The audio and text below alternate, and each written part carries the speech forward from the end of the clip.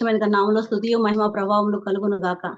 నాకు ఈ అవకాశం ఇచ్చిన మరి డాక్టర్ యోబ్ గారికి అలాగే వెంకట గారికి నా హృదయపూర్వక వందనాలు తెలియజేసుకుంటా ఉన్నాను. మరి నాకు నిజంగా సజీవ సాక్ష్యాన్నిగా నిలబెట్టిన దేవాది దేవునికి నిజంగా ఎంతగానో కృతజ్ఞతాస్తులు చెల్లించుకుంటా ఉన్నాను. అలాగే ఈ సాక్ష్యాన్ని వింటున్న ప్రతి ఒక్క బిడ్డకు కూడా నా హృదయపూర్వక వందనాలు తెలియజేసుకుంటా ఉన్నాను. మొదటిగా మరి ఈ రోజు నిజంగా మరి దేవుని యొక్క కృపను బట్టి మరి అనుకోని రీతిగా అద్భుత రీతిగా దేవుడు మీ ముందు మమ్మల్ని నిలబెట్టాడు. మరి నా సాక్ష్యం ఏంటంటే మరి మాది బాపట్ల గ్రామం, బాపట్ల నరాసెట్టివారిపాలెం గ్రామం మాది. అయితే మేము మరి అయ్యగారు నేను నాకు ఇద్దరు ఆడపిల్లలు. మేము అలా జీవిస్తా ఉన్నాం. మరి మా అమ్మగారి పేరు జయలక్ష్మి గారు, మా నాన్నగారి పేరు కోటేశ్వరరావు గారు. నాకు ఇద్దరు అన్నయ్యలు ఉన్నారు. మరి మేము అన్యుల కుటుంబంలో నుంచి వచ్చిన వారం. నా మొదటి జీవితం ఏంటంటే నేను వివాహం కాకముందు కూడా మరి భక్తి జీవితంలో ఎక్కువగా ఉండేదాన్ని. అంటే మాకు అక్కడ ముస్లిమ్స్ ఎక్కువగా ఉండేవాళ్ళు. ముస్లిమ్స్ ఉపవాస ప్రార్థనలు, రంజాన్‌కి ఉపవాస ప్రార్థనలు ఉంటే మరి ఉపవాస ప్రార్థనలో పాల్గొనేదాన్ని. అలాగే క్రైస్తవులు కూడా నాకు కొంతమంది స్నేహితులు ఉన్నారు. వాళ్ళు ఏదైనా ఉపవాస ప్రార్థనలు అలాగా ప్రార్థన చేసుకుంటా ఉంటే ఆ ప్రార్థనలో కూడా నేను ఉంటా ఉండేదాన్ని. అలాగే మరి మాకు కార్తీక మాసం వస్తే బావి చుట్టూ మరి దీపాలు వెలిగిస్తూ మేము మరి పూజలు చేసుకుంటా ఉండేవాళ్ళం. మరి ఆ టైంలో కూడా నేను పూజలు చేసుకునేదాన్ని. ఎందుకంటే అందరూ దేవుళ్ళు ఒకటే అన్న ఒక ఉద్దేశం నాకు ఉండేది. ఇప్పుడు కూడా నా సాక్షి జీవితంలో నేను వాళ్ళకి వ్యతిరేకమైతే కాదు. కాకపోతే నా జీవితంలో సజీవ సాక్ష్యంగా ఉన్న సాక్ష్యాన్ని నేను పంచుకోవాలని ఆశపడతా ఉన్నాను. నా దేవుడు నాకు ఇచ్చిన సాక్ష్యాన్ని పంచుకుంటాను. అయితే ప్రియదేవుని బిడ్డలారా, నా జీవితంలో మరి నాకు 1994లో నాకు వివాహం అయింది. వివాహం అయిన తర్వాత నాకు మొదటి సంతానం నాకు కొంచెం లేట్‌గా అంటే 2 సంవత్సరాల తర్వాత సంతానం కలిగింది. అప్పటికే నేను చాలా గుళ్ళు తిరిగి వాళ్ళు అంటే అక్కడికెళ్తే నాకు కార్యం జరుగుతది, ఇక్కడికెళ్తే కార్యం జరుగుతదని చాలా గుళ్ళు తిరిగాను. మరి ఏదో దేవుని మహాకృపను బట్టి మరి నాకు పెద్ద పాప మరి పాప పేరు శ్రావణి. మరి చిన్న పాప మరలా సంవత్సరానికే నేను ప్రెగ్నెంట్ అయ్యాను. మళ్ళీ చిన్న పాప పుట్టింది. ఆ పాప పేరు సింధు. అయితే మేము అలా జీవిస్తా ఉన్నాం. అయితే మాకు బాగా భక్తి జీవితం అంటే చాలా ఎక్కువ మక్కువ అన్నమాట. అంటే ఇంక అయ్యగారికి 2018లో ప్రమోషన్ రావాల్సింది ఆగిపోయింది. ఆగిపోయిన దగ్గర నుంచి ఇక అయ్యగారు నేను ఏందంటే బాగా మరి దేవుడి దగ్గరికి వెళితే కార్యాలు జరుగుతాయి. దేవుడు మాకు సాక్ష్యం మరి దేవుడు మాకు కార్యం జరిగిస్తాడు అన్న ఒక ఉద్దేశంతో మేము ఇక గుళ్ళు తిరగడం, బాగా పూజలు చేయడం బాగా అలవాటుగా మార్చుకున్నాం. అంటే నెలలో తిరుపతి వెళ్ళామంటే తిరుపతి గుడి ప్రదర్శనాలు మరి 1కి కోనేరులో స్నానం చేసి మరి క్యూలోకెళ్తే 6 గంటలకి క్యూ వదిలేవాళ్ళు. మరి ఏదో దర్శనం చేసుకున్నాం, వచ్చాం. దేవుడు కార్యం చేస్తాడని ఒక నమ్మకం ఉండేది. కానీ అప్పు చేసి అక్కడికి ఇక్కడికి అన్ని చోట్లకి తిరిగేవాళ్ళం. గుళ్ళు గోపురాల చుట్టూ తిరిగేవాళ్ళం. కానీ మరి ఇంటికొచ్చిన తర్వాత అప్పు తీర్చలేక ఇద్దరికి బాగా ఇబ్బంది అవుతా ఉండేది. అయ్యగారు కోపపడతా ఉండేవాళ్ళు. అయ్యగారికి కోపం ఎక్కువ. బాగా కోపంగా ఉండేవాళ్ళు. అలా జరుగుతా ఉంది. తర్వాత మా జీవితంలో ఏందంటే ఇంక పిల్లలు చదువుకుంటా ఉన్నారు. ఇంక అయ్యగారికి అనారోగ్యం వచ్చేసింది. బాగా ఆలోచన చేసి ప్రమోషన్ రాకపోవడంతో అయ్యగారికి అల్సర్ ప్రాబ్లమ్ వచ్చేసింది. అల్సర్ ప్రాబ్లమ్ రావడంతో హాస్పిటల్‌కి వెళ్లారు. హాస్పిటల్‌కి జాయిన్ చేశారంటే సంవత్సరానికి ఒకసారైనా హాస్పిటల్‌లో ఉంటారు. రూ. 50,000 దాకా డబ్బులు వేయించేసుకోవాలి. అటువంటి పరిస్థితి అన్నమాట మాది. అయితే మరి మా జీవితంలో అలా డబ్బులు వేయించేసుకుంటా ఉండడం, ఇలా పూజలు చేసుకోవడం. ఇక నా జీవితం ఏందంటే ఇంకా పిల్లలిద్దరూ కాలేజ్‌కి వెళ్ళిపోతారు. తర్వాత ఇంట్లో టీవీ ఉంటది. ఆ భక్తి ఛానెల్ పెట్టుకొని, ఆ భక్తి ఛానెల్‌లో 10 గంటలకి ఓంకారం గారొచ్చేవారు. ఆయన ఏది చెప్తే అది నేను చేయడం మొదలు పెట్టేసాను. ఇంకేదన్నా చేస్తే నాకు ఆశీర్వాదం వస్తది. ఏదన్నా చేస్తే నాకు దీవెన ఉంటది. నాకు భర్తకి ప్రమోషన్ వస్తది అన్న ఒక ఉద్దేశంతో నేను జీవిస్తా ఉండేదాన్ని. అయితే ఆ భక్తి ఛానెల్‌లో అయ్యగారు చెప్పేవాళ్ళు ఇంటి ముందు దీపం పెట్టండి, ఇంట్లో దీపం పెట్టండి. అలాగా చెప్తా ఉండేవాళ్ళు. అలాగే చేస్తా ఉండేదాన్ని. అలా చేసింది గాక మళ్ళా గుళ్ళు చుట్టూ ప్రదర్శనలు తిరిగితే మీరిన్ని ప్రదర్శనలు 21 ప్రదర్శనలు తిరిగితే మీకు మంచిగా ఉంటదని చెప్పేసి అని చెప్తా ఉండేవాళ్ళు. అలాగే నేను అలాగా కాకుండా మరి అయ్యగారికి కూడా చెప్పి అయ్యగారు మీరిట్లా మరి ప్రదర్శనలు తిరిగితే మంచిగా ఉంటదంట. మీరెళ్లి ప్రదర్శనలు తిరిగి మీరు కాలేజ్‌కెళ్ళండి అని చెప్పేదాన్ని. అలా ప్రదర్శనలు తిరిగి కాలేజ్‌కి వెళ్ళేవాళ్ళు. కాలేజ్‌లో సార్ తిట్టేవాళ్ళు. ఇంటికొచ్చి అయ్యగారు నా మీద కోపం చూపించుకునేవాడు. అలా జరుగుతా ఉంది. కానీ ఏది చేసినా పూజలు చేస్తే మంచి జరుగుతది, మంచి జరుగుతదని చెప్పి మేము అదొక మరి భక్తి భావంలో పెరుగుతూ ఉన్నాం కానీ మాకు సరైన భక్తి అనేది మాకప్పుడు తెలీదు. అయితే అలా జరుగుతున్న సమయంలో మా పెద్ద పాప మాకు దగ్గరలోనే అదే ఇంటర్మీడియేట్ ఫెయిల్ అయింది. అంటే 10th లో మంచి మార్కులు వచ్చినప్పటికీ కూడా ఇంటర్మీడియట్ ఫెయిల్ అవడంతో మాకేం అర్థం కాల. సరే అని చెప్పి సెకండ్ ఇయర్ చదువుతా ఉంది. ఇంటర్మీడియట్ ఫస్ట్ ఇయర్ కూడా సబ్జెక్టులు పూర్తి చేస్తుంది కదా అన్న ఉద్దేశంతో సెకండ్ ఇయర్ కూడా జాయిన్ చేయించాం. మరి సెకండ్ ఇయర్ కూడా చదువుతా ఉంది కానీ తనకి బాగా అనారోగ్యం వచ్చేసింది. అనారోగ్యం ఎటువంటిదంటే వెళ్ళిపోతానే పడిపోతుంది. ఇంకా మాట పలుకు ఏమి ఉండదు అనమాట. ఎవరు పిలిచినా పలికేది లేదు, ఇచ్చినా కూడా తనకి స్పర్శ తెలియదు. అట్లాగే వెళ్ళిపోతా పడిపోతా ఉండేది. అట్లా పడిపోతా ఉండే సమయంలో ఇక అంటే మా చిన్న పాప ఇంటర్మీడియట్ కి వచ్చేటప్పుడు ఫస్ట్ ఇయర్ కి వచ్చేటప్పటికి పాపని నారాయణలో ఇక్కడ గుంటూరు నారాయణ కాలేజ్ లో జాయిన్ చేయించాం. ఈ పాప పెద్ద పాప అంటది మాకు దగ్గరే, కాకపోతే ఏంటంటే 1 కిలోమీటర్ దూరం. మా పెద్ద పాప నాన్న నేను స్టడీ అవరు అక్కడే ఉంటాను, నేను బాగా చదువుకుంటాను, మరి ఫస్ట్ ఇయర్ లో కూడా సబ్జెక్టులు ఉన్నాయి కాబట్టి నేను కాలేజీలో ఉండి చదువుకుంటా, నన్ను కూడా హాస్టల్లో జాయిన్ చేయించున్నాను. అయ్యగారికి ఏంటంటే మరి బాగా చదివించడం అంటే బాగా ఇంట్రెస్ట్, బాగా చదువుకుని పిల్లలు బాగా చదువుకోవాలి, నేను పడే కష్టాలు నా పిల్లలు పడకూడదు ఒక ఉద్దేశంతో, బాగా చదివించాలని ఒక ఉద్దేశంతో ఉండేవాడు. అయితే ఆ పాప అడిగిన రీతిగా మేము అక్కడే జాయిన్ చేయించాం. జాయిన్ చేయించిన తర్వాత తనకి బాగా అనారోగ్యం ఇంకా పెరిగిపోయింది. ఈ జాయిన్ చేయించిన తర్వాత ఆ పిల్ల ఇట్లా పడిపోవడం, వాళ్ళు ఫోన్ చేయడం, మేము వెళ్ళడం, మరి ఆ పిల్లలు మళ్ళీ లెగవడం, అట్లా కూర్చోబెట్టడం అలా జరుగుతా ఉంది. కానీ మా భక్తి జీవితం మేమే సాగిస్తా ఉన్నాం. బాగా మరి పూజలు చేసుకోవడం, మళ్ళీ మరి 40 రోజులు సాయిబాబా పూజలు చేయడం, మరి దుర్గమ్మ గారికి మరి అయ్యగారు భవానీ మాల వేసుకున్నారు. మరి భవానీ మాల వేసుకోవడం మరి అంతా కూడా చేస్తానే ఉండేవాళ్ళం. అలా చేస్తున్న సమయంలో మరి ఒకసారి మా పాస్టర్ గారు వాళ్ళ పాప మా ఇంటికి వచ్చింది. అంటే ఆ పాస్టర్ గారికి ఏదో పరిచర్యలో ఇబ్బందికరంగా ఉండి, మరి మీ ఇంటి దగ్గర పెట్టుకోండి అయ్యగారు, నేను వచ్చి రేపు తీసుకొని వెళ్తానన్నారు. సరేనని చెప్పేసి ఆ పాపని మా ఇంటికి తీసుకొచ్చిన తర్వాత మరి వాళ్ళ పాస్టర్ గారు మా ఇంటికి తెల్లారి పాపను తీసుకెళ్ళడానికి వచ్చారు. వచ్చిన తర్వాత మాకున్న ఇంట్లో పరిస్థితి ఏంటంటే, నాకు మరి 3 బొట్లు పెట్టుకునేదాన్ని, గ్రంథం పూసుకునేదాన్ని, కాళ్ళ పసుపు పూసుకునేదాన్ని, ఏ రోజు పసుపు లేకుండా ఉండేది కాదు. మా గడప ముంగిట మరి రోజు పసుపు పూసేదాన్ని, రోజు నిమ్మకాయలు అన్ని పెట్టేదాన్ని, పువ్వులు పెట్టేదాన్ని. మరి ఇంట్లో కూడా వస్తే ఇంక అన్ని ఎక్కడ చూసినా పటాలే ఉండి. ఆయన మా సిచ్యువేషన్ అంతా చూశారు. కానీ ప్రార్థన చెయ్యాలా వద్దా అన్న ఆలోచనతో, సరే ఏదైనా సరే దేవుని కృపను బట్టి ప్రార్థన చేయమంటారమ్మా అన్నాడు. అలే భలేవరయ్య గారు, మేము ప్రార్థన అంటే మాకు ఇష్టమే, ప్రార్థన చేయండి అని చెప్పాం. ప్రార్థన చేశారు. ప్రార్థన చేసిన తర్వాత ఇక ఆయన వెళ్ళిపోయారు. వెళ్ళిపోయిన తర్వాత అయ్యగారు అన్నారు, అయ్యగారు మాకు మరి ప్రమోషన్ రావాలి, మరి మీరు కూడా ప్రార్థన చేయండి, నాకు ప్రమోషన్ వస్తుందేమని చెప్పేసి అయ్యగారు చెప్పడం జరిగింది. చెప్పిన తర్వాత సరేనని వాళ్ళు ప్రార్థన చేస్తా ఉన్నారు. మా పాప ఇట్లా జరుగుతా ఉంది. ఈ ఈ క్రమంలో అయ్యగారికి ఒక స్వప్నంలో దేవుడు దర్శనం కలిగింది. ఎలాగంటే మరి పూజలు చేసే సమయంలో, మాల వేసుకున్న సమయంలో ఆడవాళ్ళు డేట్లు వచ్చినప్పుడు ఇంట్లో ఉంచనివ్వరు అనమాట, అన్యులుగా ఉన్నప్పుడు. అట్లాగా నేను అమ్మ వాళ్ళ ఇల్లు కూడా పక్కనే. అయ్యగారు వాళ్ళకి మరి 8 మంది అయ్యగారు వాళ్ళు 8 మంది అన్నదమ్ములు, అక్క చెల్లెళ్ళు అందరూ కూడా మా సరౌండింగ్ లోనే ఉంటారు. అయితే నేను కూడా అమ్మ వాళ్ళ ఇంటికి వెళ్ళాను. నేను అక్క కూతుర్ని అనమాట. నేను పక్కన అమ్మగారింటికి వెళ్ళిపోతే అయ్యగారు ఒక్కళ్ళే పడుకొని ఉన్నారు. పడుకొని ఉన్న సమయంలో ఆ రోజు ఒక దర్శనం వచ్చింది. దర్శనం ఏంటంటే తెల్లని వస్త్రాలు వేసుకొని ఒక ఆయన వచ్చి, ఏంటి ఇంకా నువ్వు నా దగ్గరకు రావా, ఇంకా ఎన్నాళ్ళు నీ కోసం ఎదురు చూడాలని చెప్పేసి ఆ తెల్లని వస్త్రాలు వేసుకున్న ఆయన మా ఇంటికి దగ్గరలో ఫెలోషిప్ మందిరం ఒకటి ఉంది. ఆ మందిరం దాకా చేయి పట్టుకొని తీసుకొని వెళ్ళారంట. చేయి పట్టుకొని తీసుకుని వెళ్తే, చిచి నువ్వంటే నాకు ఇష్టం లేదు, నువ్వంటే నాకు చిరాకు, అసలు మీ దగ్గరకు నేను వచ్చేది ఏంటి అని చెప్పేసి చెయ్యిలు ఇచ్చేసుకొని అయ్యగారు ఇటు వచ్చేసారు. మరి ఆ దర్శనంలో మరి దేవుడు మందిరంలోకి వెళ్ళిపోయాడంట. అది తెల్లవారి పాస్టర్ గారికి చెప్పడం జరిగింది. అయ్యా ఇట్లా కల వచ్చింది అయ్యా అంటే, దేవుడు మిమ్మల్ని దర్శించాడయ్యా అని చెప్పేసి అన్నాడు. కానీ మాకు ఇంకా దేవుడి గురించి అనేది తెలియదు ఇంకా అప్పటికి. ఇక అలా జరుగుతున్న సమయంలో ఒకసారి మరి మరి భవానీ మాలేసుకున్న సమయంలోనే మరి అమ్మగారికి మరి బాగా అభిషేకం చేస్తా ఉన్నాం. అభిషేకం అప్పటి వరకు చేసింది పాప, చేసి పక్కకి వెళ్ళి అలాగ పడిపోయింది. ఇంకా అంతా గందరగోళంగా ఉంది. మరి మేము సాములకి భోజనం పెట్టాలి, వచ్చిన వాళ్ళని మర్యాదగా చూసుకోవాలి, మరి పాపం చూసుకుంటే ఎట్లాగని చెప్పేసి మేము వదిలేస్తాం. అమ్మ తీసుకొని వెళ్ళిపోయింది. మరి అట్లా జరిగిన తర్వాత ఈ ఈ ప్రార్థనలు అంతా అయిపోయిన తర్వాత మా అన్నయ్య వాళ్ళు, మా వాళ్ళందరూ అన్నారు, ఏంట్రా నువ్వు పూజలు అంటానే ఉంటావు కానీ నీ పాప నువ్వు పట్టించుకోవా, నీ పాపకు అలా ఉంటే నువ్వు ఎట్లాగా పట్టించుకోకపోతే ఎట్లాగా అని చెప్పేసి కోప్పడ్డారు. సరేనని చెప్పేసి హాస్పిటల్ తీసుకెళ్ళాం కానీ అమ్మాయికి బీపీ చెక్ చేస్తా ఉన్నారు, పడిపోయింది. పడిపోయేటప్పటికి సరే ఒక 5-10 నిమిషాలకి, అంటే అనేక సార్లు మేము చూస్తున్నాం కాబట్టి 5-10 నిమిషాలకి పాప లెగుస్తుందని ఒక ఉద్దేశం మాకు ఉంది. సరేనని చెప్పి అలా పెట్టుకొని ఉంటే నర్స్ వచ్చి, ఏంటమ్మా పాప పడిపోయిందంటే, పడిపోయిందమ్మా లెగుస్తుందిలే అమ్మా అంటున్నాం.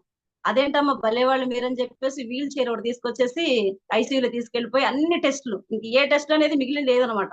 ఇక వాళ్ళ ఇష్టం, ఇంకా ఎక్కడికెక్కడికి వెళ్ళినా పాపం తీసుకుని వెళ్ళడం, మేము అక్కడికి వెళ్దాం, అంతవరకే జరుగుతుంది. ఇక అంతా అయిపోయింది. సరే ఏదైనా చెప్తారేమో, అసలు అన్ని టెస్టులు చేశారు కదా, పాపకి ఏమన్నా రోగం ఉందని చెబుతారేమో అన్న ఉద్దేశంతో, సరే అమ్మా ఏంటమ్మా ఏం సంగతులు అంటే, వాళ్ళు ఏమన్నారంటే పాపకైతే ఏ అనారోగ్యం లేదమ్మా, మరి అన్ని టెస్టులు చేస్తాం ఏది లేదు, మరి మీ పాప ఎందుకో బలహీనత వల్ల పడిపోతుందేమో అని ఒక మాట చెప్పారు. బలానికి టాబ్లెట్లు రాసిచ్చారు. మాకైతే ఏం అర్థం కాల. సరే ఏదో ఒకటి మరి ఇంత చేసాము, మరి పాప ఎందుకు పడిపోతుందో తెలియదు అని చెప్పేసి సరే ఇంటికి వచ్చేసాం, అయిపోయింది. అయిపోయిన తర్వాత హాస్టల్లోనే ఉంది పాప. అయితే మరి ఫిబ్రవరి 28వ తారీఖు 2016లో మరి ఒక పాపకి పుట్టినరోజు జరుగుతుంది. అయితే మా పాపకు బాగా రైటింగ్ గ్రీటింగ్స్ తయారు చేయడం బాగా వచ్చు అనమాట. ఆ రోజు సాయంత్రమే బెడ్ మీద నుంచి కింద పడిపోయిందంట. అప్పటికే నేను హాస్టల్కి వెళ్ళి ఏడ్చి ఆ పిల్ల కోసం బాగా బాధపడతా ఉంటే, ఇంకా హాస్టల్ వాళ్ళు మళ్ళీ నాకు ఫోన్ చేయలే. ఫోన్ చేయకుండా సరేనని చెప్పి సర్దుకున్నారు. తర్వాత ఇక వీళ్ళందరూ నైట్ 12 గంటలకి పాపకి ఇన్వైట్ చేద్దామని ఒక ఉద్దేశంతో, బాగా గ్రాండ్ గా వాళ్ళు ఫంక్షన్ ఏదో చేసుకోవాలనే ఉద్దేశంతో ఆ పిల్లకి చాక్ ఒకటి ఇచ్చి మరి గ్రీటింగ్స్ తయారు చేసి దాని మీద పేర్లు రాయమని చెప్పేసి మరి శ్రావణికి అప్పచెప్పారు, మా పెద్ద పాపకి. అప్పచెప్పిన తర్వాత ఆ పాప ఏం చేసిందంటే, మరి నైట్ 10 అయిపోయింది, అందరూ భోజనం చేశారు, వచ్చారు, వార్డెన్ కూడా పడుకుంది. నైట్ 10 అయిపోయింది. 10 అయిపోయిన తర్వాత ఈ పిల్లలోకి దురాత్మ వచ్చేసింది. ఈ దురాత్మ వచ్చేటప్పటికి పాస్టర్ గారు వాళ్ళ అమ్మాయి పక్కనే ఉంటది కాబట్టి తనకు కొంచెం అర్థమైంది. అంటే వాళ్ళ నాన్నగారు కొంచెం చేతబడ శక్తులు అవన్నీ కొంచెం వదిలిస్తా ఉంటారు కాబట్టి తనకు ఒక అవగాహన ఉంది కాబట్టి కొంచెం చూస్తా ఉంది. కాకపోతే ఏంటంటే హాస్టల్లో ఇక మనం ఫోన్ చేస్తే వాళ్ళు మాట్లాడమే తప్పితే వాళ్ళు ఫోన్ చేయడానికి అవకాశం లేదు. ఆ నైట్ 10:30, 11 అయిపోయింది. ఈ పిల్ల చూస్తే ఇక గ్రీటింగ్స్ తయారు చేయమని చాక్ ఇస్తే ఆ చాక్ తీసుకొని నరాలు కట్ చేసుకోవడం మొదలు పెడుతుంది. నరాలు కట్ చేసుకోవడం మొదలు పెడతా ఉంటే ఆ పాస్టర్ గారు వాళ్ళ అమ్మాయి ఆపేసి ఏం చేయాలో అర్థం కాక ఒక గంటన్నర సేపు తను ఏదో ప్రార్థన చేస్తా అలాగే ఉండిపోయింది. అయితే నైట్ 12 గంటలకు ఏం జరిగిందంటే, ఈ పుట్టినరోజు పాప వాళ్ళ ఫాదర్ వాళ్ళు అమ్మాయికి ఇన్వైట్ చేద్దామని చెప్పేసి విష్ చేద్దామని ఫోన్ చేశారంట. ఈ పాస్టర్ గారు వాళ్ళ అమ్మాయి ఏం చేసిందంటే, వెంటనే వాళ్ళ నాన్నగారి ఫోన్ నెంబర్ ఇచ్చి కొంచెం అర్జెంట్ గా ఫోన్ చేయమని చెప్పండి అని పాస్టర్ గారికి ఫోన్ నెంబర్ ఇచ్చారు. పాస్టర్ గారు ఫోన్ చేస్తే, నాన్న ఇట్లా శ్రావణికి దురాత్మ పట్టింది, బాగా ఇబ్బందికరంగా ఉంది, 25 లీటర్ల క్యాను ఇలా ఎత్తేసుకొని తాగేస్తుంది, ఇక్కడ వాళ్ళందరూ భయపడుతున్నారు, నువ్వు ప్రార్థన చేయండి అని చెప్పి ఆ పాప చెప్పింది. అప్పుడు మేము వెళ్ళడానికి లేదు, పాస్టర్ గారు అక్కడికి రావడానికి లేదు, ఇంకేం చేసే పరిస్థితి లేదు. ఇక పాస్టర్ గారు ప్రార్థన చేయడం, ఇక 5 నిమిషాలకి 10 నిమిషాలకి ఇక నైట్ అంతా కూడా పాస్టర్ గారు ప్రార్థన చేస్తానే ఉన్నారు. ఆ పిల్లని ఎలాగోలా పాస్టర్ గారు వాళ్ళ అమ్మాయి అక్కడ ఉంది కాబట్టి మరి దేవుని మహాకృపను బట్టి అలాగా ఉండింది. ఇక ఉదయం పూట 5 గంటలకి నాకు ఫోన్ వచ్చింది. ఫోన్ వచ్చి పాస్టర్ గారు ఫోన్ చేస్తే, ఏంటయ్య గారు అంటే, అమ్మా శ్రావణి వాళ్ళు అర్జెంట్ గా ఫోన్ చేయమని చెప్పారు కానీ నాకు విషయం చెప్పలేదు. ఇక సరేనని చెప్పేసి నేను చేయడానికి నాకు అవకాశం లేదు. ఎందుకంటే అయ్యగారికి ఆ విషయం చెప్తే అయ్యగారికి కడుపులో నొప్పి వచ్చేస్తుంది, ఆయన హాస్పిటల్ తీసుకెళ్ళాలి. అప్పటికే అనారోగ్యంతో ఉన్నారు కాబట్టి చాలా ఇబ్బందితో ఉండేవాళ్ళు అనమాట. సడన్ గా ఏదన్నా వార్త వింటే ఆయన కడుపులో నొప్పి వచ్చేస్తుంది, నేను హాస్పిటల్ తీసుకెళ్ళాలి. ఇక అయ్యగారికి నాకు చెప్పడానికి అవకాశం లేదు. ఇలా శ్రావణికి దయ్యం పట్టిందంట అని చెప్పడానికి నాకు భయం వేస్తుంది. ఇంక ఎవరికి చెప్పుకోవాలో నాకు అర్థం కాల. ఇంకా అలాగే ఏడ్చుకుంటా అంటే, నాకు వివాహం అయిన తర్వాత అనేక గుళ్ళు తిరిగి గోపురాలు తిరిగి అక్కడికెళ్ళి ఇక్కడికెళ్ళి 2 సంవత్సరాల తర్వాత మరి పుట్టిన పిల్ల, చాలా అపురూపంగా పెంచుకుంటున్న పిల్ల ఆ పిల్ల. అయితే ఇట్లా జరిగిందన్న విషయం చెప్పడానికి, వాళ్ళ నాన్నకి చెప్పడానిక నాకు ధైర్యం చాల. మళ్ళీ ఆయన హాస్పిటల్కి వెళ్ళాలి, ఏమైనా ఇబ్బంది అవుతుందేమోనని నాకు భయం వేస్తుంది. ఇక తర్వాత ఇక నాకేం చేయాలో అర్థం కాక ఇక నాలో నేనే ఏడ్చుకుంటా అలాగే పని చేసుకుంటా ఉన్నాను. అయ్యగారు ఆఫీస్ మరి కాలేజీకి వెళ్ళిపోయారు. కాలేజీకి వెళ్ళిపోయిన తర్వాత మరి నేను గబగబా తాళం వేసి అక్కడికి వెళ్ళిపోయిన తర్వాత ఆ అమ్మాయి నా వైపు చూస్తా ఉంటే నాకు ఒకటే ఏడుపు వచ్చేస్తుంది. నాకేం అర్థం కాల. ఇక ప్రిన్సిపల్ అంటా ఉన్నాడు, అమ్మా మీ అమ్మాయికి చదువు తర్వాత అయినా చెప్పుకోవచ్చు, మీరు అర్జెంట్ గా తీసుకెళ్ళిపోండి, పిల్లలందరూ భయపడిపోతున్నారని చెప్పారు. అయ్యా నాకేం అర్థం కావట్లేదయ్యా, హాస్పిటల్ కూడా తీసుకెళ్ళాం ఏమీ లేదని చెప్తున్నారు, మరి మీరు అలా మాట్లాడితే ఎట్లాగా అని చెప్పేసి ఆయన ముందే ఏడ్చేయడం మొదలు పెట్టేసి, ఇక నాకేం అర్థం కాలేదనమాట. ఇంకేం చేయాలంటే ఇంకా మా పాప నా దగ్గరకు వచ్చి, ఏంటమ్మా ఏంది ఏడుస్తున్నావేంది అంటాము. ఇక నాకేం చేయాలి అర్థం కాక సరేనండి అని చెప్పి, సరే ఎక్కడికో చోట తీసుకెళ్ళనమ్మా అని చెప్పి పంపించేసింది.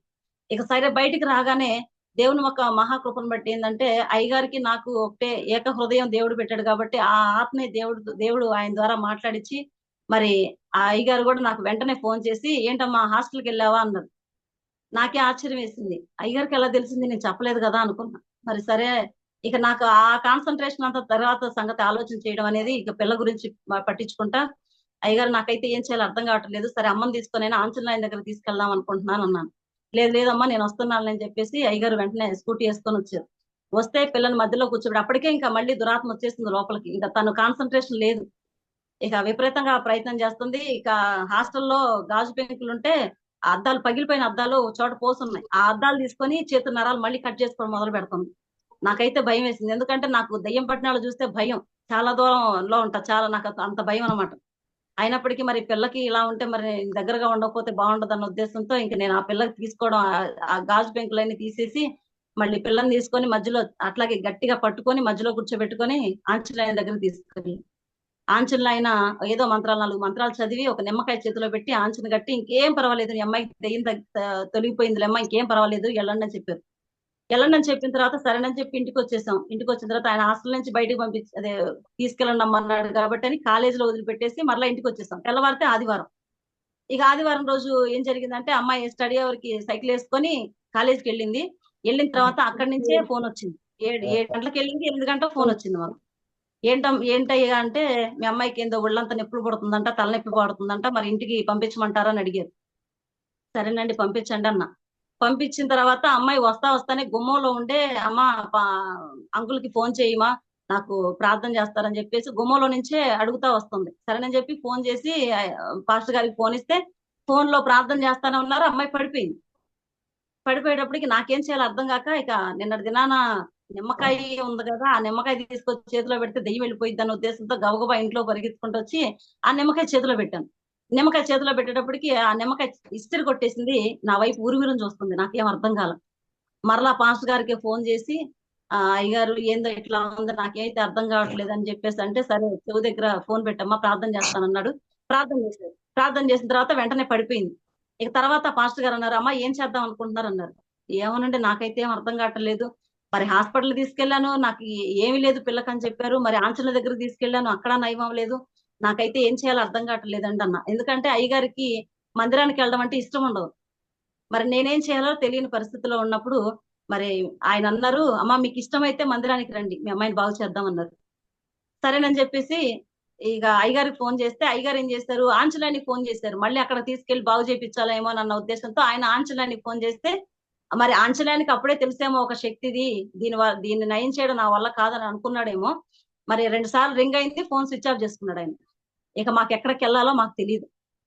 ఇక ఏదేమైనా సరే పిల్ల బాగుపడాలి, పిల్ల రక్షింపబడాలన్న ఉద్దేశంతో ఇక సరేనండి మందిరానికి వస్తామంటే సరేమ్మా షోలామితిని వస్తున్నాను, నేను బాపట్లే వస్తున్నాను, వాళ్ళది గాంధీనగర్ అనమాట కర్లపాలెం దగ్గర, నేను ఆ అమ్మాయిని తీసుకొని రావడానికి వస్తున్నాను, మరి అమ్మాయిని ఆరాధన అయిపోయిన తర్వాత మళ్ళీ వచ్చి హాస్టల్లో దింపుతానమ్మా, శ్రావణిని కూడా నేను ఎక్కించుకొని వెళ్తానని చెప్పేసి అన్నారు. సరేనండి అన్నాను. మరి ఆయన వచ్చారు, పిల్లని ఎక్కించుకొని తీసుకెళ్లారు. సరేనని చెప్పేసి ఏడ్చుకుంటా మందిరానికి తీసుకొని వెళ్తే ఆయనకి ఇచ్చిన తలాంత ఏంటంటే నుదుటిని చేయబట్టి దురాత్మల్ని బయటికి రప్పించి వాటితో మాట్లాడి మళ్ళీ పంపిస్తాడు అనమాట, ఆయనకున్న తలాంతు. అట్లా జరుగుతా ఉంటే ఆయన అప్పుడు ప్రార్థన చేసిన ఆరాధన అంతా అయిపోయింది, అందరు వెళ్ళిపోయిన తర్వాత ప్రార్థన చేస్తే 6 దెయ్యాలు బయటపడ్డాయి. నేను ఒకళ్ళ తర్వాత ఒకళ్ళు, నేను వీళ్ళని ఏదేదో పేర్లు పెట్టుకొని వస్తున్నారు, కానీ మరి వీళ్ళు అంటున్నారు, ఓహో వీళ్ళు దెయ్యాలు కాబోలు అంటే ఈ లోకంలో తిరిగిన దెయ్యాలందరూ దెయ్యాల పేర్లు చెప్తున్నాయి అనుకున్నాం, కానీ మాకు దేవుడు ఇట్లా అన్న విషయం కూడా మాకు అప్పుడు తెలియదు. సరేనని చెప్పి 6 దెయ్యాలు బయటపడ్డాయి. సరే ఇంకేం పర్వాలేదులేమ్మా, శ్రావణికి దెయ్యం వదిలిపోయిందిలేమ్మా అని చెప్పేసి అన్నారు. అన్న తర్వాత సరేనని చెప్పేసి మేము ఇంటికి వచ్చేసాం. తర్వాత కూడా మళ్ళా అలా పడిపోవడం, నేను పాస్టర్ గారు వాళ్ళకి ఫోన్ చేయడం, మళ్ళీ వాళ్ళు రావడం, మళ్ళీ వాళ్ళు ప్రార్థన చేయడం, ఇట్లా వదిలించడం, వెళ్ళిపోవడం జరుగుతా ఉంది. సరేనని ఆదివారం మాత్రం మందిరానికి వెళ్తున్నాం, కానీ ఏదో వాక్యం వింటున్నాం వస్తున్నాం, అంతవరకే మాకు ఆత్మీయ స్థితి ఉంది. ఇక తర్వాత జరిగిన విషయం ఏంటంటే పాస్టర్ గారు ఒకసారి అన్నారు, అమ్మా నేను ఇప్పుడు హాస్పిటల్కి వెళ్తున్నాను, ఆయనకి 54 దెయ్యాలు పట్టినాయి అని చెప్పి నేను పూజ చేసిన దేవుళ్ళందరి పేర్లు లిస్టు చదువుతున్నాడు. నేను అనుకున్నాను అప్పుడు, ఏంటి వీళ్ళ క్రైస్తవులు అందరూ ఇంతేనా, వీళ్ళు ఏదో మరి మత మార్పిడి చేస్తున్నారు అంటున్నారు, అది అంటున్నారు ఇది అంటున్నారు, వీళ్ళు ఇలా చేయడం వల్ల వీళ్ళకి ఏం వస్తుందో ఏమో నాకు అర్థం కాదు, నేను పూజ చేసిన వాళ్ళు దెయ్యాలంటాడు ఈయన, మరి ఇట్లా మాట్లాడుతున్నాడు ఏంటి అని చెప్పేసి నా హృదయంలో అనుకున్నాను అంతే.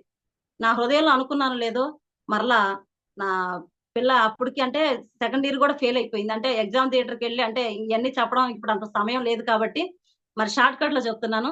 ఎగ్జామ్ థియేటర్ కి సెకండ్ ఇయర్ లో అప్పుడే ఎగ్జామ్ స్టార్ట్ అవుతుంటే ఎగ్జామ్ థియేటర్కి వెళ్ళి అక్కడ పడిపోతా ఉండేది. ఆ సెకండ్ ఇయర్ కూడా ఫెయిల్ అయిపోయింది. తర్వాత పాస్టర్ గారు వాళ్ళ అమ్మాయి జేఎంజే కాలేజీ తెనాల్లో జాయిన్ చేపిస్తున్నారంటే సార్ అక్కడ ఏదన్నా కోర్స్ ఉందేమో, అక్కడ నేను చదువుకుంటాను, అక్కడ సబ్జెక్టులు పూర్తి చేసుకుంటానని చెప్తే ఇట్లా ప్రార్థన చేస్తా ఉంటే కొంచెం పర్వాలేదు బెటర్ గానే ఉంది పిల్ల అనుకున్నాం. అక్కడ జాయిన్ చేయించండి అంది. అక్కడ వొకేషనల్ కోర్సు టైలరింగ్ ఉంది.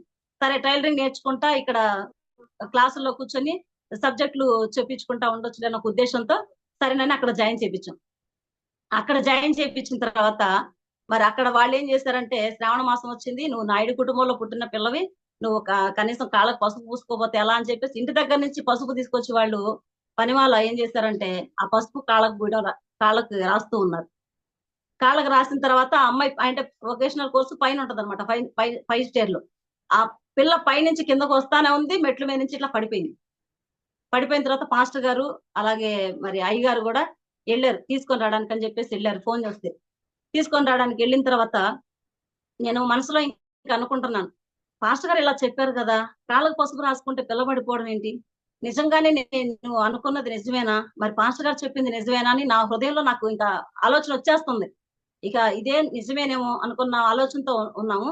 అయితే ఆ రోజు ఇంకా పాస్టర్ గారి దగ్గరికి మేమందరం వెళ్ళిపోయాము. ఆ అయ్యగారు వాళ్ళు తీసుకొని వచ్చారు. పాపం తీసుకొని రాగానే ఇంట్లోకి వస్తానే ఆ పిల్ల అంటా ఉంది, ఆ ఏంది ఇది ఆమ్లెట్, అమ్మగారు ఆమ్లెట్ వేస్తా ఉంటే ఆమ్లెట్ ఎందుకు, చికెన్ అయితే బాగుంటది అంటుంది. నాకు ఎప్పుడు అట్లా పిల్ల అడగడం నేను వినలేదు. ఏంది పిల్ల ఇట్లా అంటుంది అనుకున్నాను కానీ నాకు తెలియలా. కానీ నాకు ఈ ధ్యాసలోనే ఉన్నాను, పాస్టర్ గారు చెప్పింది నిజమేనేమో అనుకుంటానే ఉన్నాను.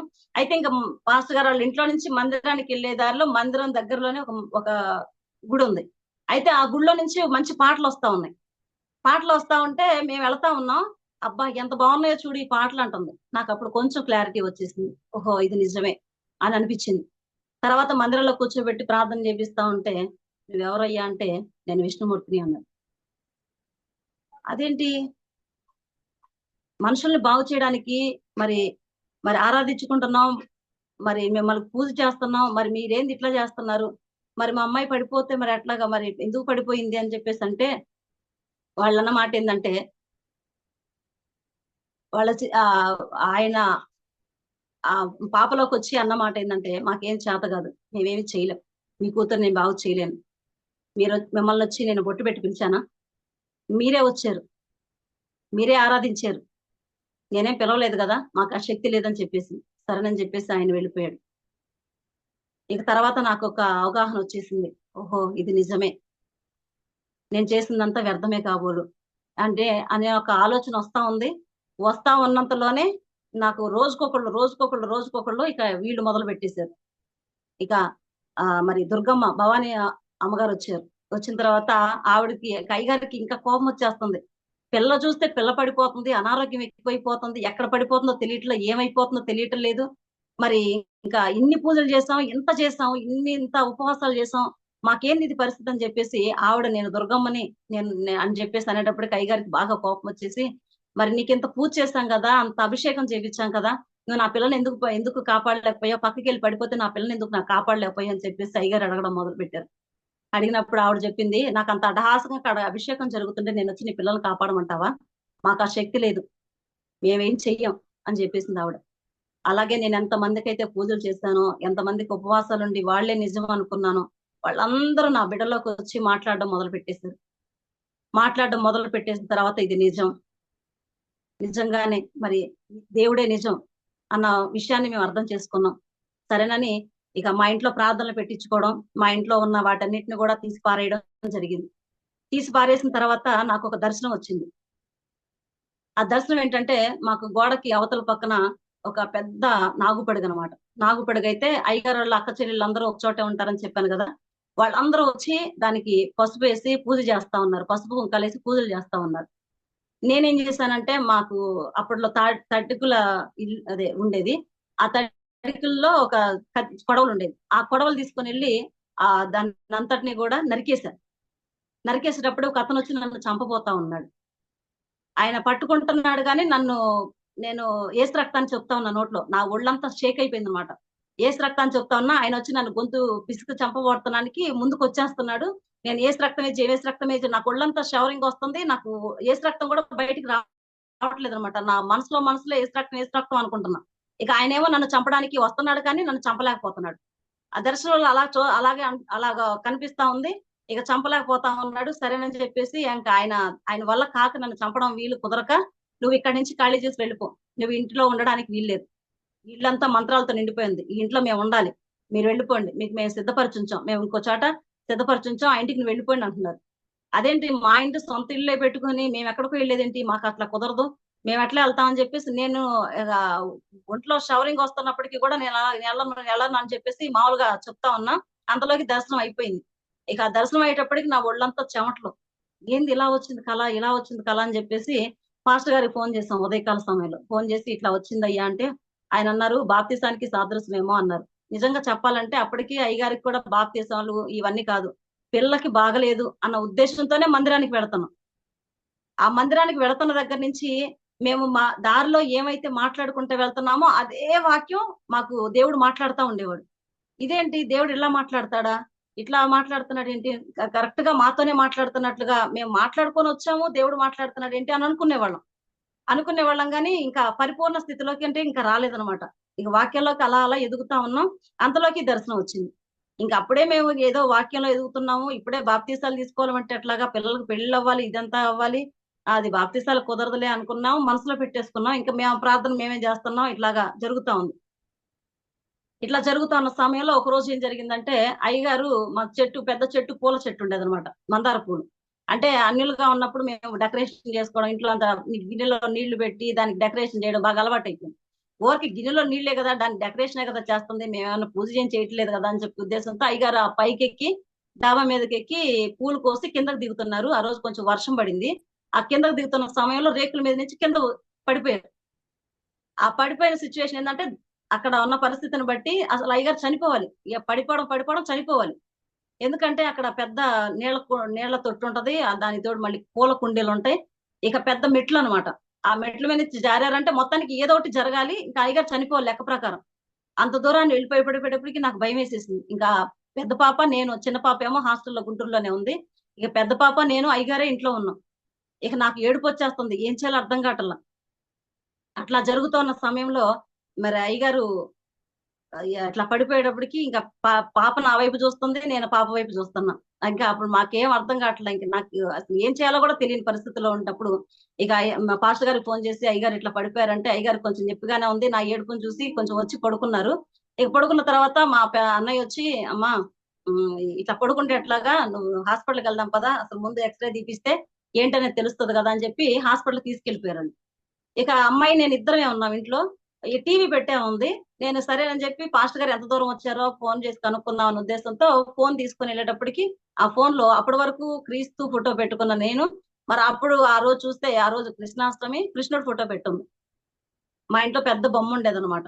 ఆ ఫోటో నా ఫోన్ లోకి వచ్చింది. అప్పటికి మేము అన్ని తీసేసాము, మరి ఫోన్ లోకి ఎట్లా వచ్చిందో నాకైతే అర్థం కాదు. సరేనని చెప్పేసి పక్కకి వెళ్ళి అన్నయ్య ఇట్లా, అంటే పాస్టర్ గారిని అన్నయ్య అని పిలుస్తాను, అన్నయ్య ఇట్లాగా మరి ఆ అమ్మాయి చూస్తే పరిస్థితి బాగాలేదు, అయ్యగారు ఏమో హాస్పిటల్కి వెళ్ళారు, ఇప్పుడే చెక్ చేయించుకోవడానికి వెళ్ళారు, మరి నాకేం అర్థం కావట్లేదు, మీరు తొందరగా రండి అని చెప్పేసి అంటే, అమ్మా ఇక్కడ నల్లమోటారు పాలెంలో వర్షం పడుతుంది, మేము అక్కడ నిల్చొని ఉన్నాం, వర్షం తగ్గగానే మేము వచ్చేస్తామమ్మా అని చెప్పారు. సరేలే అని చెప్పేసి ఫోన్ పెడదాం లోపలికి వస్తే మరి భక్తి ఛానల్ ఒకటి పెట్టి మరి తుదేక్ అంటుంది పిల్ల కూర్చొని. నాకైతే అర్థం కాల, అమ్మాయికి హిందీ రాదు, హిందీ అసలు మాట్లాడదు, కానీ తుదేక్ అంటుంది. ఏంది ఇట్లా మాట్లాడుతుందని చెప్పి ఫోటో పెట్టింది నువ్వేనా అన్న. నేనెందుకు పెడతాను, వాడు వచ్చి పెట్టుకొని వెళ్ళాడు అంటుంది. వాడెవరు, నువ్వెవరు, ఏంది పరిస్థితి, మాకేంది ఇట్లా జరుగుతుంది, మాకు ఏం జరుగుతుందో నాకైతే అర్థం కావట్లేదు అన్న. అంటే నేనెవరో నీకు తెలియదా, నన్ను నరికేంత గొప్పదానివా, నీకు ఆ శక్తి ఎవరు ఇచ్చారు అని చెప్పేసి ఆవిడ చెప్తా ఉంది. చెప్తా ఉంటే అక్కడ జరుగుతున్న విషయం ఏంటంటే ఆ ఇంత మాట్లాడుతా ఉన్నప్పుడు నాకు ఒంట్లో అంతా షవరింగ్ వచ్చేసి కుప్పకూలిపోయింది. ఇంకా నాకేం అర్థం కాల, ఏం చేయాలో అర్థం కావట్లా. ఆవిడ చూస్తే నన్ను నరికేంత గొప్పదనవా అంటుంది, నీ పిల్లలు నేను అలాగే చేస్తా, ఇంకా నాశనం చేస్తానని మాట్లాడుతుంది. నాకైతే ఏం అర్థం కాల, నన్ను నరుకుతావా అంటుంది. ఇక నాకు ఒక్కసారిగా కుప్పకూలిపోయి, అప్పుడు నాకు ఆత్మీయ స్థితి తెలీదు, ఈయన నిజం అనే విషయం కూడా నాకు తెలియదు. ఏంటంటే పిల్ల కోసం మందిరానికి వెళ్తున్నాం, కొంచెం కొంచెంగా దేవుడి గురించి తెలుసుకుంటున్నాం, ఇక అవన్నీ ఎవేట్ చేయడం మొదలు పెట్టాం, కానీ పూర్తిగా అనేది మాకు తెలియదు అనమాట. ఇక అప్పుడు నేను అన్నాను, నా నా అంటే మాకు ఒక కులదేవత ఉంది, ఆవిడ అవన్నీ చేశాను, మీ అమ్మాయికి నేనే మరి చేతబడి చేయించాను, నీకు ఆ విషయం తెలియదా అంది. నాకు తెలియదమ్మా, నాకు మా పిల్లకి నువ్వు చేతబడి చేయించడం ఏంటంటే, నీకోసం నేను ఎన్నోసార్లు ఎదురు చూశాను, కానీ మీరు నా దగ్గరికి రాలేదు, మరి మొన్న కూడా నేను ఎదురు చూశాను కానీ మీ దగ్గరికి రాలేదు, మీరు మందిరంలోకి వెళ్ళి కూర్చున్నారు అంది. అదేంటమ్మా నాకైతే తెలీదు, మేము ఇప్పుడు వచ్చి నీ దగ్గర పొంగలు పెట్టుకుంటాం, నా కుటుంబాన్ని ఏం చేద్దామా అని బాగా ఏడ్చేస్తున్నాం. నాకు అర్థం కాలేదు. ఏడ్చేస్తా ఉంటే, నువ్వు నా దగ్గరకు రావద్దు, నువ్వు నిజమైన దేవుడి దగ్గరికి వెళ్ళవు, నువ్వు నా దగ్గరకు రావద్దు, నువ్వు అక్కడికే వెళ్ళిపో, కానీ ఇల్లు ఖాళీ చేసి నువ్వు వెళ్ళిపో. నువ్వు ఇక్కడ ఉన్నావంటే వీళ్ళందరూ కూడా మారు మనసు పొందుతారు, నువ్వు ఇక్కడ ఉండొద్దు, నువ్వు వెళ్ళిపో అని చెప్తుంది. వెళ్ళిపో అంటే నేను ఎక్కడికి వెళ్తానమ్మా, ఇల్లు వదిలిపెట్టేసి నేను ఎక్కడికి వెళ్తాను, మా పిల్లల్ని నువ్వు అసలు అట్లాంటి ఏం చేయొద్దమ్మా అంటే ఆవిడ ఒక మాట చెప్పింది. నేను నాకు పూజ చేసే వాళ్ళు కూడా పాతాళంలో ఉండాల్సిందే. దేవుడు మిమ్మల్ని ప్రేమించుకున్నాడు కాబట్టి, మీరు పరలోక రాజ్యంలో స్థానం ఉంది కాబట్టి మీరు రక్షణ తీసుకోండి, మీరు బాప్తిసం తీసుకోండి, ఏసు రక్తంలో కడగబడండి, ఏసు రక్తంలో కడగబడిన బిడ్డల దగ్గరికి మాకు వచ్చే శక్తి లేదని చెప్పింది. నాకు ఒక్కసారిగా గుండెల్లో రాయి పడిపోయినట్టు అనిపించింది. ఇప్పటి వరకు నేను చేసింది వ్యర్థమేనా? నేను ఎన్నో పూజలు చేశాను, ఎంతో చేశాను, వాటన్నిటికీ చేయడం వల్ల ఇప్పుడు నేను చచ్చిపోతే మరి పాతాళంలో ఉండాలి అని ఆవిడ చెప్పడంతో నాకు ఇంకా అర్థం కాల. అలా చెప్తా ఉంది. ఇంకా నా పిల్లలకి పెళ్లి కాలేదమ్మా, అప్పటికి నేను ఆవిడతో మాట్లాడుతా ఉన్నాను. నా పిల్లలకి పెళ్లి కాలేదు, నేను బాప్తీసం తీసుకుంటే ఎట్లా అంటే, మీ వాళ్ళు చాలా మంది మారు మనసు పొందిన వాళ్ళు ఉంటారు, దేవుడే చూసుకుంటారు నీ పిల్లల పెళ్లి, మీరేం చూసుకొని అవసరం లేదని చెప్పేసి ఆవిడ చెప్పడం జరిగింది. చెప్పిన తర్వాత సరేనని చెప్పి ఇంకా మాట్లాడుతానే ఉంది. అంతలోకి పాస్టర్ గారు వచ్చారు, ఆవిడ వెళ్ళిపోయింది. తర్వాత పాస్టర్ గారు వచ్చి మళ్ళీ నుదుటి చేయబెట్టి మళ్ళీ ఆవిడని రప్పిస్తే ఆవిడ ఒకటే ఉంది, ఇల్లు ఖాళీ చేసి వెళ్ళిపోవాలి, వాళ్ళు ఏసు రక్తంలో కడగబడాలి అని చెప్పేసింది. చెప్పిన తర్వాత ఆ పాస్టర్ గారు అన్నారు, ఏసు రక్తంలో కడగబడడం, బాప్తీసం తీసుకోవడం అంటే అది దేవుని చిత్తం, దేవుడు ఎప్పుడు సిద్ధపరిచాడో అప్పుడు వాళ్ళు తీసుకుంటారు. ఇల్లు ఖాళీ చేయడం అంటావా, జరగని పని. ఇది ఏసయ్య ఇల్లు, ఏసయ్య వచ్చాడు కాబట్టి ఇంట్లోకి, వీళ్ళు ఏసయ్య నమ్ముకున్నారు కాబట్టి ఇది ఏసయ్య గృహం, మీరుండడానికి అవకాశం లేదు, మీరు వెళ్ళిపోండి అని చెప్పేసి ఆయన ప్రార్థన చేసి పంపించేశారు. ఇక అప్పటి నుంచి నాకు ఒకటే వేదన. ఇక తర్వాత ఈ పిల్లకి ఒకసారి అయ్యగారు అన్నారు, ఆంజనేయ స్వామి గుడి చుట్టూ తిరిగితే చాలా మందికి దెయ్యాలు వదిలిపోతాయి కదా, ఎన్నో దెయ్యాలు పట్టిన వాళ్ళందరూ తిరగట్లేదా, అన్ని దెయ్యాలు వదిలిపోతాయి, మరి అక్కడికి వెళ్ళొచ్చు కదా అన్నాడు. ఇక నాకు అయ్యగారి మాటకి నేను ఎప్పుడు ఎదురు చెప్పను అనమాట, ఆయన చెప్పింది నేను చెయ్యాలి అంతవరకు. సరేనని చెప్పేసి, అమ్మా ఆంజనేయ స్వామి గుడి చుట్టూ అంటే తిరిగి రమ్మా అని చెప్పి సైకిల్ ఇచ్చి పంపించా. అంటే ఇట్లా ఇంత సివియర్ గా అనేది నాకు ఇంకా ఒక అవగాహన లేదు, వస్తుందలే పిల్ల ఇప్పుడు కొంచెం పర్వాలేదుగా అన్న ఉద్దేశంతోనే ఉంటున్నాను ఇంకా నేను. అయితే సరే పిల్ల వెళ్ళింది, ప్రదక్షిణాలు చేసింది, ఇంటికి వచ్చింది, ఆవిడ కూడా 4 బొట్లు పెట్టుకొని వచ్చింది, సరే అయిపోయింది. ఇంటికి రావడంతోనే కుర్చీలో కూర్చొని ఇంకా ఆ పిల్ల, అమ్మ నాకేందో బాగలేదమ్మా అంది. ఏం బాగలేదని అంటుందంటే, అప్పుడే మా పిన్ని కోడలు ఒక ఆవిడ వచ్చి, పిన్ని నాకు ఏదో అడగడానికి వచ్చింది అనమాట, కందిపప్పు ఇస్తావా అని అడగడానికి వచ్చింది. అమ్మ శ్రావణి కొంచెం కందిపప్పు అంటే ఇవ్వమ్మా అంటే, నాకు అసలు ఏం బాగలేదమ్మా అంది. నాకు అర్థమైపోయింది సిచ్యువేషన్. సరేనని చెప్పి గబగబా లేచి అమ్మాయికి ఇవ్వాల్సి ఇచ్చేసి పంపించేసి, ఇక తర్వాత అమ్మాయి దగ్గరికి వెళితే అమ్మాయి కుర్చీలో కూర్చొని మెలిదిరిగిపోతా ఉంది. మెలిదిరిగిపోతా, అమ్మా నాకేదో అయిపోతుంది, అమ్మా నాకేదో అయిపోతుంది, నాకు గొంతు ఎవరో నురిమేస్తున్నారు, నాకు ఏందో సూదులు గుచ్చేస్తున్నారమ్మా, నా తలలో సూదులు గుచ్చేస్తున్నారమ్మా, నా చేతుల్లో సూదులు గుచ్చేస్తున్నారమ్మా, నాకు ఏందో కట్టేసి బిగదీసేస్తున్నారమ్మా, నాకేందో అయిపోతుందమ్మా అని కుర్చీలో కూర్చొని ఇలాగే బాధపడతా ఇక మెలిదిరిగిపోతా ఉంది. నాకైతే అర్థం కాల, ఇంట్లో ఒక్కదాన్నే ఉన్నాను, ఎవరికి చెప్పుకోవడానికి లేదు, ఎన్ని సమస్యలు వచ్చినా ఎవరికి నేను చెప్పుకునేది లేదు. నాకు ఏం చేయాలో అర్థం కాని పరిస్థితుల్లో ఆ పిల్ల మెలిదిరిగిపోతా ఇంకా చచ్చిపోయిన పరిస్థితిలోకి వచ్చేసింది. ఇక శ్వాస కూడా ఆడినంత పరిస్థితికి వచ్చేసింది. ఇక నాకు కాళ్ళు చేతులు వణికిపోతా ఉన్నాయి. అసలు పెద్ద పిల్ల, ఏంది ఈ పిల్ల ఇట్లా పడిపోతుంది, ఏంది ఇంత ఇదైపోతుంది అని చెప్పేసి నాకైతే చాలా బాధ అనిపించేసింది. ఇంకా నాకు ఆ పిల్లని చూస్తుంటే నాకు ఏమీ తెలియలేదు అనమాట, ఇంక ఏం చేయాలో కూడా అర్థం కాని పరిస్థితి. ఎవరు ఆదుకుంటారో తెలియదు. ఇంకా అప్పటికప్పుడే మరి ఒక చిన్న ప్రార్థన చేసుకున్నా, యేసయ్యా నిజమైన దేవుడు నువ్వని అంటున్నారు కదా, మరి నువ్వే నా బిడ్డను కాపాడాలి, నువ్వు తప్ప నాకు ఎవరు లేరయ్యా అని చెప్పి ఆ పిల్ల పడుతున్న బాధ శోధన అంతా చూసి నేను ఒక చిన్న ప్రార్థన చేసుకున్న వెంటనే మరి పాస్టర్ గారికి ఫోన్ చేసి, మరి అక్కడ మరి ఫోన్ చేస్తే మరి ఇస్తే పాస్టర్ గారు అమ్మ చెవి దగ్గర పెట్టమ్మా అన్నారు. ఏదో ఆ అమ్మాయి కూడా అయిపోయినట్టుంది, చచ్చిపోయినట్టుంది, నాకేం అర్థం కావట్లేదంటే చెవి దగ్గర పెట్టమ్మా ప్రార్థన చేద్దాం ముందన్నారు. చెవి దగ్గర పెట్టిన తర్వాత అమ్మాయి ప్రార్థన చేసేటప్పటికి ఇంకా అసలు అమ్మాయి బాగా ఇదైపోయి పడిపోయింది. ఇంకా యేసయ్యా నువ్వే కాపాడాలయ్యా, నా బిడ్డ నువ్వే రక్షించయ్యా అంటే నిజంగా చెప్పాలంటే అసలు చచ్చిపోయింది. ఇంకా పిల్ల శ్వాస కూడా లేదు. ఇంక ఇంట్లో నేను ఒక్కదాన్నే ఉన్నాను, నాకు ఏడుస్తా ఉన్నాను. ఇంక నాకేం అర్థం కాక, యేసయ్యా నువ్వు రక్షించయ్యా, నా బిడ్డను కాపాడయ్యా.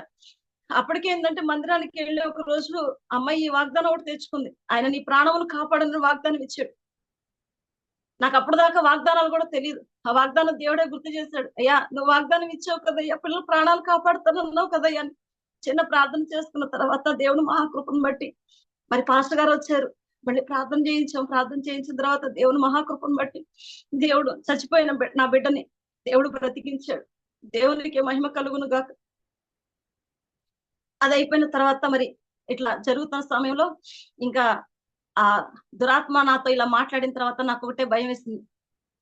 ఇప్పుడు నేను చచ్చిపోతే నేను పాతాళంలో ఉండాల్సిందేనంట. ఇప్పటి వరకు నేను చేసింది వ్యర్థమే. ఇప్పటి వరకు చేసిన దానికి నాకు ఏది ఆసరాతకి రాదు. ఇప్పుడు నేనేం చేయాలి? నేను రక్షణ తీసుకోవాలి. అయ్యగారికి మారు మనసు లేదు. అయ్యగారికి రక్షణ తీసుకుందామంటే ఆయన చెప్పినా వినిపించుకునే పరిస్థితి కాదు. నేనేం చేయాలని చెప్పేసి నాకేం చేయాలో తెలియలా, ఎవరికి చెప్పుకోవాలో తెలియక డిసెంబర్ మరి 2016లోనే మేము మందిరానికి 2016 28వ తారీఖు ఫిబ్రవరి 28వ తారీఖు మందిరంలో అడుగు పెట్టాం. అయితే ఈ నా ఈ ఈ నెలలన్నీ కూడా మేము అట్లాగే జరిగిపోతా ఉంది. పిల్లకి బాగా లేకపోవడం ఇలా జరుగుతా ఉంది. ఈ సిచ్యువేషన్ అంతా జరుగుతుంది. ఒక్కోసారి యాక్సిడెంట్లు అయినాయి. యాక్సిడెంట్ లో ఒకసారి నేను కర్లపాలెం వెళ్ళేటప్పుడు ఇట్లా పడిపోయాను. ఆ యాక్సిడెంట్ లో పడిపోయిన తర్వాత దేవుడు రక్షించాడు. ఎవరికి మరి 3 యాక్సిడెంట్లు అయినాయి ఆ సమయంలో. 3 యాక్సిడెంట్ లో 2 చనిపోయారు. అక్కడ పడితే ఎవరు బ్రతకరంట. మరి ఆ సిచ్యువేషన్ లో నాకు కూడా అక్కడ యాక్సిడెంట్ అయ్యింది. మరి దేవుని మహాకృపను బట్టి దేవుడు చిన్న గాయం కూడా లేకుండా దేవుడు లేవనెత్తాడు. ఇక తర్వాత డిసెంబర్ లో ఫస్ట్ వీక్ లో నేను ప్రార్థన చేసుకోవడం మొదలు పెట్టా. యేసయ్యా, నాకైతే ఏం తెలియదయ్యా, నాకైతే మరి అయ్యగారికి మారు మనసు లేదు. మరి మరి చెప్పడానికి కూడా నాకు అవకాశం లేదు. నేనైతే ఆయనకి ఏం చెప్పను. మరి నాకు రక్షణ కావాలి. ఈ రోజు నేను చచ్చిపోతే నేను పాతాళంలో ఉంటానంట.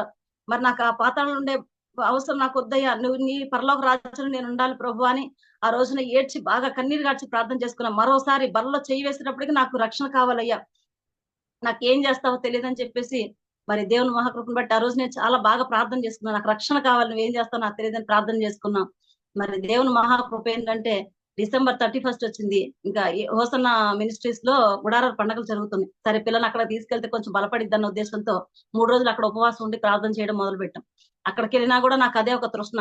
నేను ఈ రోజు చచ్చిపోతే నేను పాతాళంలో ఉండాల్సిందే, నేను ఇప్పుడు చచ్చిపోతే నా పరిస్థితి ఏంటని చెప్పేసి నేను ఆలోచన చేసుకుంటా అక్కడ కూడా ప్రార్థన చేసుకుంటా ఉన్నా.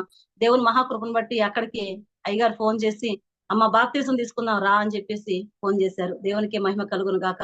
నిజంగా ఆ రోజున మీరు బాప్తీసం తీసుకోవడం జరిగింది. పాప, నేను, అయ్యగారు మరి మేము ముగ్గురం కూడా ఒకసారి బాప్తీసం తీసుకున్నాం. మేము అట్లాగా నిజంగా దేవుని రక్తంలో కడగబడ్డాం. ఆ విధంగా మేము రక్షింపబడ్డాం. రక్షింపబడిన తర్వాత నాకు ఒక తృష్ణ. నా తృష్ణ ఏంటంటే మరి నేను రక్షింపబడ్డాను, నా కుటుంబీకులు కూడా రక్షింపబడాలని ఒక ఆశ. నేనేం చేస్తానంటే పాస్టర్ గారు వచ్చినప్పుడల్లా అందరినీ, ఎవరికైనా అనారోగ్యంగా ఉన్న వాళ్ళందరినీ కూడా తీసుకొచ్చి ప్రార్థన చేపిస్తా ఉండేదాన్ని. నాకు ఒక ఇంకా ఏంటంటే నేను నశించిపోకుండా మరి దేవుడు నన్ను రక్షించుకున్నాడు, నేను ఇంకొకళ్ళు కూడా రక్షించుకోవాలని ఒక తృష్ణ, ఆశ కలుగుతా ఉండేది. అయితే నాకు ఒక రోజు ఒక దర్శనం వచ్చింది. మా అమ్మమ్మ చాలా వృద్ధాప్యంలో ఉందన్నమాట. అంటే 105 సంవత్సరాలు అప్పటికి ఆమెకి వృద్ధాప్యంలో మంచంలో ఉంది. అయితే ఆవిడకి నాకు దర్శనం ఒకటి వచ్చింది. ఆవిడ నీళ్ళలో పడిపోయినట్లు ఇట్లాగా లేచింది. ఆవిడ వైట్ గా ఉంటది, బాగా హెయిర్ అంతా మెరుపుతో కనిపించినట్టుగా నాకు కనిపించింది. అయితే మాకు దగ్గరలో ఒక ఆయన వస్తాడు మా ఇంటికి. ఆయన కూడా దేవుడి మాటలు చెప్తా మమ్మల్ని, చాలా నిజంగా చెప్పాలంటే ఆయన ప్రార్థన బట్టి మమ్మల్ని దేవుడు ఇక్కడ లేవనెత్తాడు. ఆయన వస్తా బలపరుస్తా ఉండేటప్పటికి ఆయన వచ్చినప్పుడు నేను చెప్పా, అన్నయ్య నాకు ఇట్లా దర్శనం వచ్చింది, మరి నా అమ్మమ్మని ఇట్లా చూపించాడు దేవుడు అని చెప్పేసి నేను చెప్పాను. అమ్మ, మీ కుటుంబీకుల్లో ఆవిడే కదా వృద్ధాప్యంలో ఉంది, మరి ఆవిడ కోసం నువ్వు ప్రార్థన చేయి, ఆవిడ దగ్గరికి వెళ్ళినప్పుడల్లా నువ్వు ఆ దేశీయ మాటలు చెప్తామా అని చెప్తా ఉండమ్మా అని చెప్పేవాడు.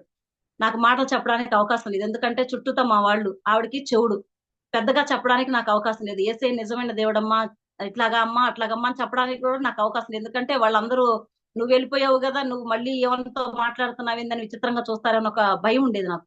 ఇక అలా చెప్పకుండా నేనేం చేసేదాన్ని అంటే వెళ్ళినప్పుడల్లా అమ్మమ్మకి స్నానం చేయించినప్పుడల్లా అమ్మమ్మ మీద చేయి పెట్టి, ఈ ఆత్మ రక్షించుకోయ్యా, ఈ ఆత్మ నశించుకోకూడదయ్యా, అయ్యా నువ్వు నాకు దర్శనం ఇచ్చావు, ఆ దర్శనాన్ని నెరవేర్చయ్యా అని చెప్పేసి నేను అమ్మమ్మకి ప్రార్థన చేసి మాత్రం వచ్చేదాన్ని, వస్తా ఉండేదాన్ని. అలాగే ఇంకా తర్వాత ఏం జరిగిందంటే ఇక్కడ మందిరం ఏర్పాటు చేయడం జరిగింది. 2018లో మందిరం ఏర్పాటు చేసాం. 2018లో మందిరం ఏర్పాటు చేసిన తర్వాత అయ్యగారు ఏమనేవాళ్ళు అంటే బాగా ప్రార్థన జరిగించాలనేవాళ్ళు. పాస్టర్ గారు ఏమో నాకు కుదరదు కదా, నేను అక్కడికి ఇక్కడికి మీటింగ్స్ కి వెళ్తా ఉంటాను, మరి నేను అప్పుడప్పుడు రావాలంటే కుదరదు కదా, మీరు చెప్తే నేను వినడం కాదు, నాకు నాకు ప్రేరేపణ కలిగిస్తే నేను చెప్తే మీరు నడుచుకోవాలంటా ఉండేవాళ్ళు. ఇక వీళ్ళిద్దరి మధ్యలో నా పరిస్థితి ఎలాంటిదంటే, నేను అందుకే మందిరం ఏర్పాటు చేద్దాం, ఎందుకంటే మందిరం ఏర్పాటు చేసేటప్పుడు దేవుడు స్వప్నంలో నాకే వినిపించాడు అనమాట. వేకుజామున మత్తయి సువార్త 3:3 చదువులే అన్నాడు. ఆ వచనాన్ని పట్టుకుని, అంటే అప్పటికి మేము మందిరం కోసం ప్రార్థన చేస్తాం. ప్రార్థన చేస్తా ఉన్నా దేవుడు నాకు ఆ స్వరాన్ని వినిపించాడు. వినిపించినప్పుడు అయ్యగారితో చెప్తే, అమ్మా మందిరం కోసం ప్రార్థన చేస్తున్నాం కదా, మరి మార్గాలు సరళం చేయడం, మందిరం ఏర్పాటు చేయమని దేవుడు చెప్తున్నాడమ్మా అని చెప్పాడు. సరే, నేను అప్పటి నుంచి నాకు ఒక ప్రశ్న ఏంటంటే, అయ్యగారు ఏమంటారంటే, నాకు చెప్తే నేను చేస్తాను కానీ నీకు చెప్తే నేను చేసేది ఏంటి అంటున్నారు. నాకేం చేయాలో అర్థం కాదు. నేనైతే ఏమీ చేయలేను చెప్పాలంటే. ఇక దానికోసం ప్రార్థన చేయడం మొదలు పెట్టా. నోవాహు నీతిమంతుడుగా ఉన్నాడయ్యా, చెప్పిన పనంతా చేశాడయ్యా, మరి రక్షింపబడ్డాడు, ఆశీర్వదించబడ్డాడు. నేనేం చేయలేకపోతున్నానయ్యా, మందిరం ఏర్పాటు చేయమని నాకు చెప్పావయ్యా, నేనేం చేయలేకపోతున్నానని వచ్చిన వాళ్ళందరి దగ్గర నేను ఏడుస్తా ఉండేదాన్ని. ఏడుస్తా ఉన్నప్పుడు ఇక దేవుని మహాకృపను బట్టి ఆ ఏడుపు చూడలేక, మరి దేవుని మహాకృప, మరి దేవుడు అయ్యగారికి ప్రేరేపణ కలిగించి అయ్యగారు మందిరం ఓపెన్ చేద్దామన్నారు. మరి జనవరిలో 19వ తారీఖు మా పెద్ద పాప పుట్టినరోజు. అదే రోజు మందిరం ఏర్పాటు చేయడం జరిగింది. మందిరం ఏర్పాటు చేసిన తర్వాత ఇంకా మరి బాగా శోధన. ఇక పాస్టర్ గారు రానంటారు, అయ్యగారేమో ప్రార్థనలు అంటారు. అందుకే మందిరం ఏర్పాటు చేయొద్దని చెప్పాను నేను. మందిరం ఏర్పాటు చేస్తావు, ఇప్పుడు ప్రార్థనలు లేవంటున్నారు, ఎట్లా ఏం చేయాలి అని చెప్పేసి అయ్యగారు కోపడడం మొదలు పెట్టేశారు. ఇక వీళ్ళిద్దరి మధ్యలో నా పరిస్థితి ఎట్లా ఉండేదంటే, అసలు నేను ఇంకా బ్రతికుండడం అవసరమా అన్నంత పరిస్థితిలోకి వచ్చేసింది. ఒకప్పుడు నేను దేవుణ్ణి నమ్ముకోక ముందు అటువంటి పరిస్థితి ఉండేది. మందిరం ఏర్పాటు చేసిన తర్వాత వీళ్ళిద్దరి మధ్య నేను సమస్య ఎదుర్కోలేక చాలా ఇబ్బంది పడతా ఉండేదాన్ని. పడతా ఉంటే పాస్టర్ గారు ఫోన్ చేసి అనేవాళ్ళు, అమ్మ నువ్వు ఇక్కడ సేవ చేస్తాను అని అంతకు ముందే చెప్పారు. కానీ నేను సేవ చేయడం ఏంటి, పరిశుద్ధ గ్రంథం కూడా నేను సరిగా చదవలేదు, నేను సేవ చేయడం ఏంటని నేను అనుకున్నాను. కానీ పాస్టర్ గారు ఫోన్ చేసి, మరి శ్రమ దినాలు మేము జరుపుకుంటా ఉంటాం, ఆ శ్రమ దినాల్లో మొదటి రోజు బసవ బుధవారం రోజు, మరి అమ్మ బసవ బుధవారం గురించి నువ్వు వాక్యం చెప్పు అన్నారు. అప్పటికే మాకు ఇద్దరు విశ్వాసులు అనమాట, మాకు దగ్గరలోనే ఉన్న వాళ్ళే. మరి వాళ్ళు మాకు వచ్చిన తర్వాత మేము వాళ్ళని బలపరిచాం, పాస్టర్ గారు వాళ్ళకి బాప్తీసం ఇచ్చారు. అప్పటికి మా మందిరానికి వచ్చేది ఇద్దరు విశ్వాసులు, భార్య భర్తలు ఇద్దరు అనమాట. వాళ్ళిద్దరు వస్తున్నారు, వాళ్ళిద్దరి కోసమైనా వాళ్ళిద్దరు వచ్చి పాస్టర్ గారు రాకపోతే రావట్లా, పాస్టర్ గారు వస్తే వస్తున్నారు, పాస్టర్ గారు రాలేదని అడుగుతున్నారు. ఏం చేయాలో తెలియటలా. అమ్మ నువ్వు బస బుధవారం రోజు ఈ వాక్యం చెప్పేసి అని చెప్పేసి పాస్టర్ గారు చెప్పడం జరిగింది. ఇక నాకేం చేయాలో అర్థం కాల. పుస్తకాలన్నీ వాళ్ళు వీళ్ళు ఇచ్చిన పుస్తకాలన్నీ ముందేసుకొని ఏదో ఒక మెసేజ్ ప్రిపేర్ అయ్యి పేపర్ మీద రాసుకొని అది బలిపీఠం దగ్గర నుంచొని అలా చెప్తా ఉండేదాన్ని. వాళ్ళు ఇక అయ్యగారి శోధన నాకు ఎక్కువైపోయింది. అటువైపు పాస్టర్ గారు రానంటున్నారు, ఇటువైపు అయ్యగారు ఒప్పుకోవట్లా. కానీ ఈ శోధన బాగా ఎక్కువైపోవడంతో నాకు చాలా ఇబ్బంది అయిపోయింది. ఇక సంవత్సరం పాటు నేను ప్రార్థన చేశా, ప్రభువా నా వల్ల కాదు, ఇంకా నాకు కాదు, నాకు నువ్వు అభిషేకం ఇవ్వాలనుకుంటే నాకు ఈ సూచన చూపించని సంవత్సరం పాటు దేవుణ్ణి అడగడం మొదలు పెట్టేశా. ప్రతిది కూడా ప్రభువా నిజంగా నేను తెల్లవారు లెగిస్తే ఇక నాకు అదే ఇంకా స్మరణ, నాకు నిజంగా నువ్వు అభిషేకం ఇవ్వాలనుకుంటే నాకు ఇదిగో ఈ సూచన నాకు చూపించు, నాకు ఇది చూపించు, నాకు ఇది చూపించని ప్రొద్దస్తమానం ఇంకా దాన్ని సంవత్సరం పాటు అడుగుతూనే వచ్చాను. అడిగిన తర్వాత మరి జనవరి 1 నేను వాగ్దానం తీసుకునేటప్పుడు కూడా, ప్రభువా మరి నా పట్ల నీ ప్రణాళిక ఏంటి, నిజంగా నేను బాప్తిసం తీసుకోవాలా లేదా, నేను అభిషేకం తీసుకోవాలా లేదా అని చెప్పి ప్రార్థన చేసుకోవడం మొదలు పెట్టా. ప్రార్థన చేసుకున్న తర్వాత ఆ సంవత్సరం నాకు వచ్చిన మరి వాగ్దానం ఏంటంటే, మరి ఆదికాండం 28వ అధ్యాయం 14వ వచనంలో రాయబడి ఉంటది, ఈ భూమి మీద ఈ వంశములన్నీ నీ మూలంగాను నీ సంతానం మూలంగాను ఆశీర్వదించబడినని ఆ వాగ్దానం ఉంది. ఆ వాగ్దానం పట్టుకొని మాకు అంటే మమ్మల్ని ఆత్మీయంగా కొంచెం బలపరిచిన మాకు దైవ సేవకులు ఉన్నారు, లోరన్ శాస్త్రి గారు చిరాల వాళ్ళది. ఆ అయ్యగారి దగ్గరికి వెళితే, అమ్మా మేము వచ్చి ఊరికే వాక్యం చెప్పడం వరకే గాని మిమ్మల్ని దేవుడు సిద్ధపరచుకున్నాడు కాబట్టి మరి మీరు అక్కడికి మీరు మీరు అభిషేకం తీసుకోవడానికి మీరు అర్హులే అని చెప్పేసి ఆయన చెప్పడం జరిగింది. కానీ పాస్టర్ గారు వస్తే ఏమో మీకు ఏమి తెలియదు కదా, మీరు అభిషేకం తీసుకుంటే ఎలాగన్నారు. కానీ కాదు, దేవుడు నాకు చాలా సార్లు దేవుడు నాతో మాట్లాడాడు, దేవుడు మాట వింటాను నేను మనుషుల మాట విన్ను, మాకు అభిషేకం ఇవ్వండి అని చెప్పి పాస్టర్ గారితో చెప్పడం జరిగింది. సరేనమ్మా అని చెప్పారు. మరి 2019లో మరి దేవుని మహాకృపను బట్టి నేను ఒక్కదాన్ని అభిషేకం తీసుకోవాలని ఆలోచన చేశాను. నేను ఎక్కడికో వెళ్ళి అభిషేకం తీసుకోవాలనుకున్నాను, కానీ అనుకోని రీతిగా వేరే వాళ్ళు మా ఇంటికి వచ్చి మీరు ఇక్కడ అభిషేకం తీసుకుంటే మీరు మరి ఒక సేవకులుగా మీరు ఇక్కడ అందరూ చూస్తారు, మీరు ఎక్కడో తీసుకొని వస్తే మీరు సేవకులని ఎవరు గుర్తిస్తారని చెప్పి ఒక అతని ద్వారా దేవుడు మాట్లాడాడు. ఇంకొకటి విషయం ఏంటంటే, మరి అయ్యగారు కూడా రక్షణ తీసుకుని ఉన్నారు కాబట్టి ఇంకొక ఆవిడ పిరంగపురంలో మాకు పరిచయస్తురాలు ఒక ఆవిడ ఉంది, ఆవిడ సేవ చేస్తుంది అనమాట. వాళ్ళ భర్త అన్యుడు. అయితే ఆవిడ ఫోన్ చేసి అంది, అమ్మ మీరిద్దరూ రక్షణ తీసుకున్నారు, మీరిద్దరూ దేవుళ్ళలో ఉన్నారు కాబట్టి మీరిద్దరు ఒకసారి అభిషేకం తీసుకోండి, మిమ్మల్ని ఇద్దరు దేవుడు వాడుకుంటాడు ఖచ్చితంగా. మరి కాబట్టి మాకంటే అవకాశం లేదు, మరి ఇప్పటి వరకు కూడా నేను చాలా శోధన అనుభవిస్తున్నాను ఒక్కదాన్ని నేను అభిషేకం తీసుకొని, కాబట్టి మీరిద్దరూ అభిషేకం తీసుకోండి అని దేవుడు ఆయన ద్వారా మాట్లాడిన తర్వాత మరి దేవుని మహాకృపను బట్టి మరి మా ఇద్దరికి అభిషేకం ఇవ్వడానికి దేవుడు కృప చూపించాడు. 2019లో మరి జనవరి 19 మరి అభిషేకం తీసుకోవడం జరిగింది. ఇక అప్పటి నుంచి మా పరిచయం మొదలైంది అనమాట. అప్పటికి ఏం జరిగిందంటే, అమ్మమ్మకి దర్శనం వచ్చింది. ఆ అభిషేకం తీసుకునే ముందు అమ్మమ్మని కుర్చీలో కూర్చోబెట్టాం. తర్వాత నేను స్నానం చేయడానికి వెళ్ళినప్పుడు అమ్మమ్మ బాగా మరి అభిషేకం జరిగింది, ప్రార్థన బాగా జరిగిందా అని అడిగాను. అడిగితే బాగా జరిగిందమ్మా, గొప్ప దేవుడమ్మా అని ఆవిడ నోటితో ఒప్పుకుంది. సరేనని చెప్పేసి అనుకున్నాం, అయిపోయింది. తర్వాత కొద్ది రోజులకి ఆవిడ కోమాలోకి వెళ్ళిపోయింది. కోమాలోకి వెళ్ళిపోయిన కాడి నుంచి ఒక నాకు తృష్ణ. అయ్యో, ఈవిడ రక్షించుకోలేకపోతున్నాం.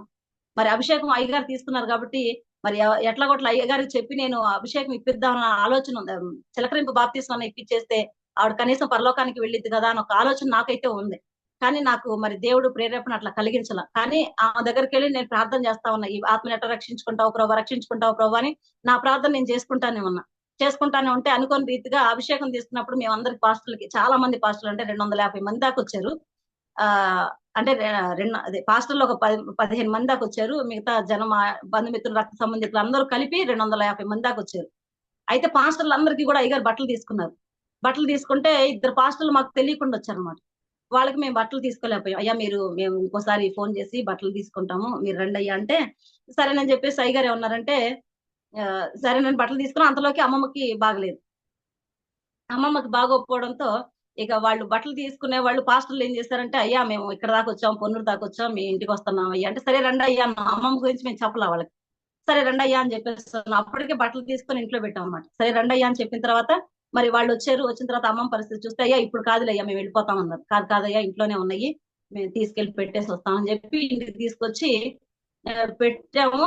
ఇక బయలుదేరి హాస్పిటల్కి వెళ్తా ఉన్నాం. దారిలో ఏమైందంటే, ఇక నాకు తృష్ణ అంతా ఏంటంటే అమ్మమ్మ గురించే బాగా తృష్ణ కలిగి ఉన్నాను. కానీ నేను ఇంకా అదే ఆలోచనలోనే ఉన్నా, ఎట్లా రక్షింపబడుతుంది. ఇక తర్వాత దారిలో వెళ్తా ఉంటే పాస్టర్ గారు అడిగారు, మీ అమ్మగారికి బాప్తీసం ఇచ్చావయ్యా అని అడిగారు. అడిగేటప్పటికి అయ్యగారు అన్నారు, నేను ఇవ్వలేదయ్యా అన్నారు. ఇవ్వలేదు అయినప్పటికీ నాకు కొంచెం అప్పుడు ఒక మంచి అవగాహన, ఒక అవకాశం వచ్చిందని ఇక పాస్టర్ గారు వాళ్ళకి చెప్పా, అయ్యా నాకు దేవుడు దర్శనం ఇలా ఇచ్చాడు. తర్వాత ఆవిడ నోటితో నిజమైన దేవుడు ఆయనని ఒప్పుకుంది అని చెప్పేసి నాకు మాట చెప్పాను. అయితే అలాగైతే ఆవిడ బాప్తీసం ఇవ్వడానికి అర్హులే అమ్మా. ఇప్పుడు ఆవిడ పాప ప్రక్షాళన ఒప్పుకోవడానికి, పాపాలు ఒప్పుకోవడానికి అంత అవకాశం లేదు కాబట్టి మీరు ఉపవాసం ఉండి మీరు చిలకరి బాప్తీసం ఇచ్చేసేయండి అమ్మా అన్నారు. ఇక నాకు ఎంతో ఆనందం వేసేసింది అనమాట. ఇంకా ఆ రోజున ఉపవాసం ఉండి అయ్యగారు నేను ఆవిడకి బాప్తీసం ఇవ్వడం జరిగింది. నిజంగా మరి మేము రక్షణలోకి వచ్చిన తర్వాత మరి అనేకుల్ని రక్షణలోకి నడిపించబడాలని మేము ఆశ కలిగి, తృష్ణ కలిగి ఉన్నాం. అలాగే అన్యులకే మరి ముగ్గురికి మరి చచ్చిపోయే వాళ్ళని దేవుడు బ్రతికించి మరి రక్షణ తీసుకున్న తర్వాత ఒక సంవత్సరం పాటు ఉంచిన తర్వాత దేవుడు పరదేశంలో తీసుకుని వెళ్ళిపోయాడు. మరి అట్లాగా మా జీవితం కొనసాగుతా ఉంది. ఇప్పుడు మరి ఇప్పుడు కూడా మేము ఇంకా దేవుణ్ణి ఎరిగి ఉన్నాం కాబట్టి ఇంకా అనేక ఆత్మలు రక్షించుకోవాలని మేము ఆశపడతా ఉన్నాం. మాకు మరి దేవుని మహాకృపను బట్టి 3 సంఘాలు ఇచ్చాడు. అలాగే మా పెద్ద పాపకి వివాహం జరిగింది. మరి అనుకోని రీతిగా, మరి అద్భుత రీతిగా, మరి దేవుడే, మరి అపవాది చెప్పిన రీతిగా మరి దేవుడే చూసుకుంటానన్నాడు. దేవుడే మరి వ్యక్తిని సిద్ధపరిచాడు. మరి వాళ్ళిద్దరూ మంచిగా ఇప్పుడు హైదరాబాద్ లో ఉన్నారు. మరి మరి వాళ్ళకి ఇద్దరు అమ్మాయి, అబ్బాయి. అమ్మాయి, ఆ చిన్న పాప విషయం కూడా ఒక విషయం చెప్తాను. 6 నెలలకి అమ్మాయి బాత్రూమ్ లో పడిపోయింది. సీటు కడుపుకు తగిలింది. 6 నెలల 20 రోజులకి సీటు కడుపు తలిగేటప్పటికి ఇంకా ఏం చేయాలో అర్థం కాక హాస్పిటల్ తీసుకెళ్తే, హాస్పిటల్లో పెయిన్స్ వస్తున్నాయి కానీ వాళ్ళు చూసి హార్ట్ బీట్ తక్కువ, బేబీకి హార్ట్ బీట్ తక్కువైపోతుంది, మరి ఇద్దరిలో ఎవరు కావాలో మీరు తేల్చుకోండి అని చెప్పేశారు. చెప్పేసిన తర్వాత మరి మేమైతే ఇక్కడ బాపట్లలో ఉన్నాము, వాళ్ళేమో హైదరాబాద్ లో ఉన్నారు. హైదరాబాద్ హాస్పిటల్లో జాయిన్ చేయించేశారు. జాయిన్ చేయించిన తర్వాత మరి ఆపరేషన్ చేసేస్తానమ్మా, మరి ఇద్దరులో ఎవరో ఒకళ్ళు బ్రతకాలి కదా, మరి తల్లి ప్రాణానికి ఇబ్బంది లేకుండా అని చెప్పేసి ఆపరేషన్ చేసేసారు. మరి ఆపరేషన్ చేసిన తర్వాత వెంటనే పాపని బాక్స్ లో పెట్టేశారు. బాక్స్ లో పెట్టిన తర్వాత మేము ఒక వారం రోజులు, అంటే అసలు నిజంగా వాస్తవంగా చెప్పాలంటే 6 నెలల 20 రోజులకి పుట్టిన వాళ్ళు ఎవరు బ్రతకరు, మేము కూడా బ్రతకదేమో అని అనుకున్నాం మనసులో. మరి దేవుని మహాకృపను బట్టి ఈ రోజు నిజంగా మరి ఆ బిడ్డని సజీవ లెక్కలో దేవుడు నిలబెట్టాడు. మరి చక్కగా ఉంది. అసలు చిన్న పిల్ల అనమాట, చిన్న కప్ప ఎంత ఉంటుందో అంతగా పుట్టింది, అంతే చిన్న పిల్ల. మరి దేవుని మహాకృపను బట్టి ఇప్పుడు మరి ఒక అమ్మాయి, ఒక అబ్బాయి ఆ పాపకి. మరి అబ్బాయి కూడా 8 నెలలకి పుట్టాడు. మరి అమ్మాయి ఏమో 6 నెలల 20 రోజులు పుట్టింది. అట్లాగా మరి దేవుని మహాకార్యాలు మా కుటుంబంలో చాలా జరుగుతా ఉన్నాయి. ఇంకా ఇంకా చేస్తాడని నమ్ముతున్నాను. ఇప్పుడు 3 సంఘాలు ఇచ్చాడు దేవుడు. 3 సంఘాల్లో మమ్మల్ని బహుబలంగా వాడుకుంటా ఉన్నాడు. మరి దేవుని మహాకృపను బట్టి మరి మా చిన్న పాపకు కూడా మరి పోయిన జనవరి కాక అంత ముందు జనవరికి మరి అమ్మాయిని, అబ్బాయిని లండన్ పంపించడానికి దేవుడు కృప చూపించాడు. మరి మీరందరూ కూడా నిజంగా నిజాన్ని, సత్యాన్ని గ్రహించండి. మేము ఎలాగా గ్రహించామో అదే విధంగా మీరు కూడా సత్యాన్ని గ్రహించి వ్యర్థమైన వాటన్నిటిని విడిచిపెట్టి దేవుని కృపలో కూడా మీరందరూ కూడా వర్ధిల్లాలని నేనైతే ఆశపడతా ఉన్నాను. అలాగే మా పరిచయ నిమిత్తం, మా కుటుంబం నిమిత్తం మీరు కూడా అందరూ కూడా మరి ప్రార్థన చేస్తారని నేను ఆశిస్తా ఉన్నాను. అందరికీ వందనాలు. సాక్ష్యం దేవుడు దీవించి ఆశీర్వదించును గాక. ఆమేన్.